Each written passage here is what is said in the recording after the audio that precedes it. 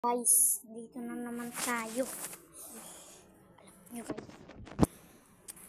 Yan, binaliktad ko na guys.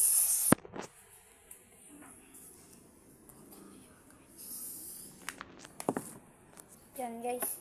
So, gusto nyo ba magawa ng slime?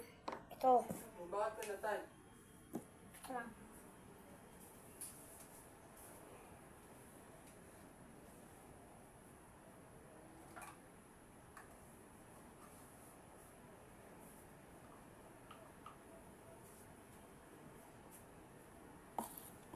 Na guys, naglagay na ako dito ng glue na katulad nito guys.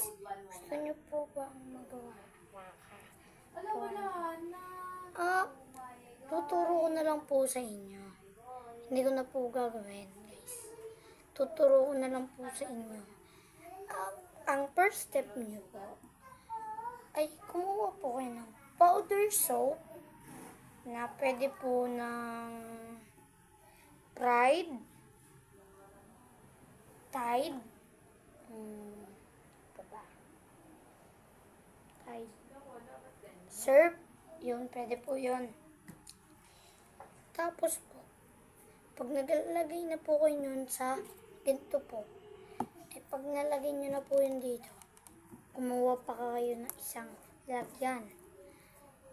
Tapos, yung meron pong, may powder soap po, ay lagyan natin ng asin. Tapos, sunod ng asin, tubig. Pag nalagay na, haluin lang to ng maayos ng stick. Hahaluin nyo ng maayos habang maging kulay white siya. Tapos, yung glue, lalagyan nyo naman ng ganito, yung nakalagay dito. Lalagyan nyo naman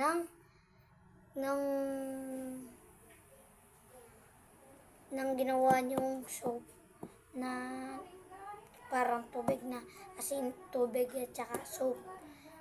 Lalagyan nyo ng unti yung glue. Pag nalagyan mo niya, haluin to ng maayos. At pag nalagyan na ng maayos na, pag nahalo na ng maayos, ay magiging katulad na siya nito. Ang tigas na guys. Kasi guys, ang tagal na nito sa akin. Pero okay lang yan guys. Okay lang, nagagamit pa rin. Pag binasahan nyo pa yan, doon na yung lalambot ulit guys. Yung pasensya na kayo. Ituturo ko na lang kasi sa inyo kasi wala na akong glue.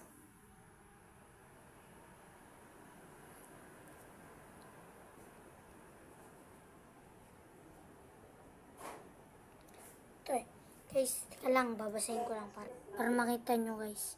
Papalambutin ko lang. Ayan na guys. At ito na guys, oh.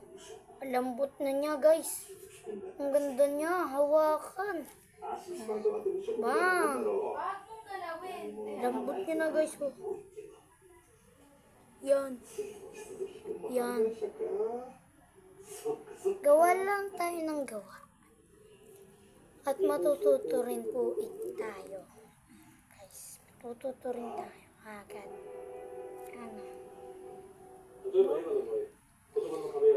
Gawin nyo lang ng maayos.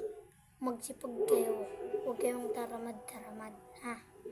Pero, pag kayo nag-training, yung